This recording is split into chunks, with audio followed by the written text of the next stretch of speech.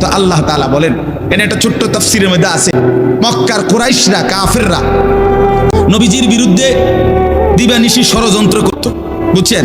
তো ষড়যন্ত্র করতে বইলে মাঝে মধ্যে এই বেকুবরা বইলে তো আস্তে আস্তে, আস্তে কথা আসিররু, আস্তে কথা বলো, কাই লা ইয়াসমা রাব্বা মুহাম্মদ, মুহাম্মদের খোদা যেন শুনতে না পায়। শুনলে কি অসুবিধা হইব? এরাই বলতো শুনলে জিবরাইলের কাছে কইয়া দিব, হে আবার মুহাম্মদের কাছে এসে বলবো, একেবারে ফেঁসে করবো। হ্যাঁ, তাফসীরের মধ্যে আছে। আল্লাহ তাআলা বলেন, হায় হায় রে বেওকুফ, কি বললি, কি ভাবলি, আল্লাহরই চিনলি না, আল্লাহকেই চিনলি। হ্যাঁ, অনেক নওজোয়ান বেচারা ইয়ারফোন লাগাইলে মনে করে কেউ শুনে না, না ইয়ারফোন লাগাইলেছে আর কি, বুঝেন না, কানের মধ্যে দুটো বল্টু লাগাইছে, খালাস, আর তো দুনিয়ার কেউ শুনে না।